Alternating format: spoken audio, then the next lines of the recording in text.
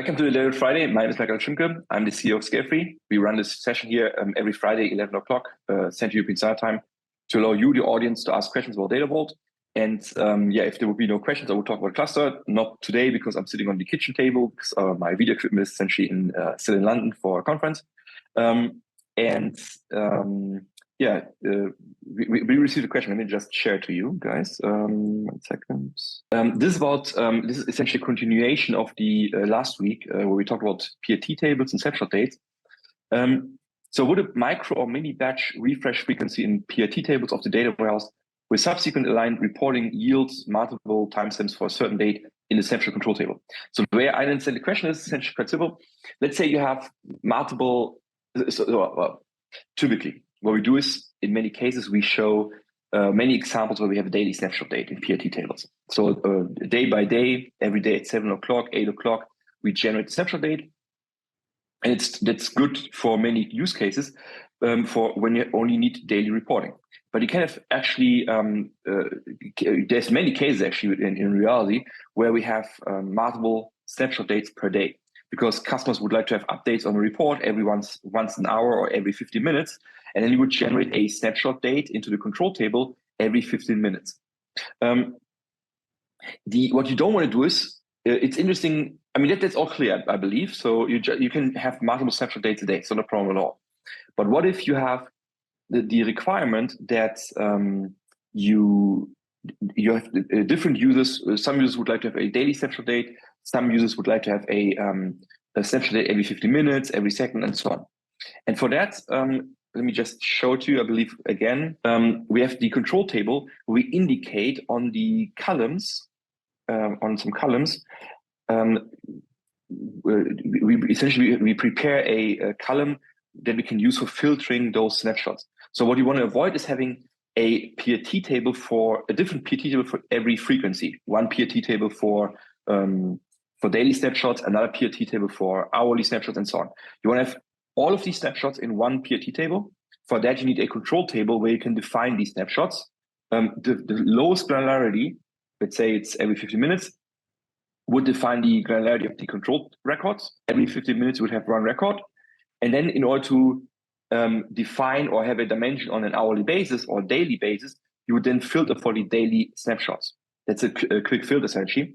And the way it works is, in the snapshot table, you essentially have different columns here that indicate is this snapshot a hourly snapshot, daily snapshot, weekly snapshot, and so on. And I can show you this data here. That's how it works. So you have all these snapshot date timestamps, and you have to indicate, is it a daily snapshot, monthly snapshot, and so on. This one should be a daily snapshot, by the way. So that's how it works. So the filter is quick and cheap to apply. That's not a killer performance-wise. It's really the reduction of the join complexity that's done by the PRT, and then the filter on the snapshots.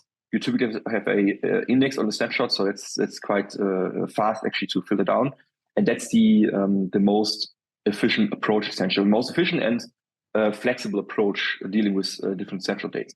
We have even cases where these snapshots get created on demand, where people click some button and then it generates a snapshot, delivers the information. That might work as well. But typically in most clients, it's really on a regular basis, every hour, every 15 minutes, every day. That's how it looks like, essentially. Yeah, that should answer the question, I believe. So maybe one more comment here. The caption is interesting, and the replacement snapshot date, because I showed this. I know I showed this table once in a while. So let's add some more information here. First of all, this control table becomes the input or the basis for a filter dimension. So in your dashboard, you would have a dimension for snapshots where users could select, either based on this column here, they could select a certain number of a certain granularity, essentially, right? This will indicate the granularity here, the column. They can use this for selecting the granularity they want to use in a report. But they can also sometimes users would like to show the current set of the information on a given snapshot date. So they use this filter dimension here with these captions to allow the user to select one of these snapshots, or until a certain snapshot. And that's where the caption comes into play. In our case, internally, we stick relatively close to the snapshot date. Again, internally, we use just daily snapshots. But you could also override this. I don't know, the birthday of your wife or husband, or some specific day, or start of quarter, something like that, right? You could override this. And typically, this control table is not hidden in the data warehouse as internally here, but typically you feed this table from a MDM table, from master data management, where your business users can manage some of these fields here. They could not manage the flags here, but they can certainly manage the snapshot that should exist, that should still be active, and the caption they can override, essentially. And then they can override the caption for a given snapshot date and mark this as a specific important date for them in the reporting section. That's comment number one. The replacement snapshot date, that's also interesting in my opinion. Think about this. There's a concept in the book called logarithmic snapshots, or PRT. The idea is that many customers would like to keep a snapshot date on a daily basis only for 3 months. But then they want to reduce the storage which they consume by the PRT tables. And the way it works is that after 3 months, they remove the daily snapshot and only keep the snapshot if it's the beginning of the month, the day, the end of the month, or the ultimo of in the bank, the ultimo of the month, for example. So they keep 3 snapshots per month, but only for 2 years. After 2 years, they say, well, you know what? We don't need even the monthly granularity anymore. We only keep the beginning of the year, the end of the year, and the ultimo of the year. Those 3 snapshots they keep for another 8 years. So total of 10 years of history, essentially. But the further down they look in time, the less granularity they have, essentially. But that helps them to reduce the storage. Now, there's one problem though. Think about this. You have facts. Customers purchase some products. And when you remove, in your fact entity, the snapshot date indicates when the transaction happened, essentially, when you want to report the transaction, actually. Now, the problem is, when you remove the snapshot dates from the control table, or when you deactivate them somehow, we typically have a flag for that. I believe it's this one here. Let's see. Yeah, force active essentially indicates you want to keep this, you want to force this to be active. The active flag here, essentially we have a view on top where we remove those after a while, except if they are not forced to be active, essentially. That's the basic idea. There's one comment here. There's a comment here. Do you always calculate a snapshot for each PRT table? In some cases, it would be enough to only calculate a specific snapshot on a single PRT or a selected set of PRTs. So typically what we do is we synchronize the snapshots in the control table. So we typically have the control table that's loading, and then those snapshots defined in this table will be used in all your PRT tables. If you want to have it, let's say more, I don't want to say complicated, let's say more specific for specific PRT tables, I would try to have a centralized control table, because you really want to manage which snapshots exist across your model. If you synchronize this, you can then inner join. You can start anywhere and inner join from any, let's say, start with a bridge table, inner join into from a bridge maybe to a link, then to a hub, into the PRT table, into the satellite, all with inner joins and equi-join conditions. So you really want to synchronize your PRT your snapshot dates, and that's why the control table comes in play. That gives you your centralized storage. All the PRT loading processes will use this table, and all your you can optimize the queries will be reduced by using the control table as well a lot. So if you want to have any specifics, I would try to have the extended control table by additional metadata. Let's say the PRT tables for a certain business or source, I'm just messing something up here, right? Don't include this snapshot, something. So be some additional fields. That's what I would do essentially, to have a centralized storage, centralized control table that I can use in my queries and in my loading procedures. Okay, so let's come. So the active flag forces here in this case that the snapshot should be included, but some will be removed over time. Here, there's a view on top. We'll reduce them over time, and then keep those forced ones. Now, what happens if we remove a snapshot date from the control table? In the loading process of the PRT table, there's 2 activities actually. One will load all the snapshots which are defined in the control table, but missing in the PRT table. So this will essentially add all the new snapshots day by day into the PRT table. And then there's another process that will reduce those snapshots which are not active anymore in the control table, will remove those snapshots from the PRT table. Drop these partitions, essentially, partition by partition, essentially. That's the basic idea. Those two operations we execute every day, or more often, depending on how often, what your defined granularity is. Now, the problem is the PRT table is the basis for your dimension. If you remove a snapshot, if you drop the partition from the PRT table, the records will be gone from the dimension as well. And now you have a scenario where you have a fact entity that has a transaction for a record, for a business transaction 4 months ago, and refers to dimension, type 2 dimension, to an entry in the type 2 dimension 4 months ago. But in your PRT table, you remove this record, so in the dimension, it's not there anymore. So you have a relationship that's invalid, right? There's inconsistency now in your information mart. And the way we do this is quite simple. We have this replacement date. We say, you know what?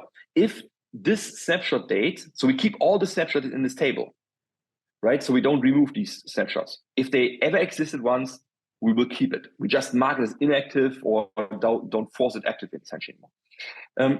So for this snapshot, if it has been removed, if it's inactive according to the control table and therefore removed on PRT tables, what will be the next best replacement date?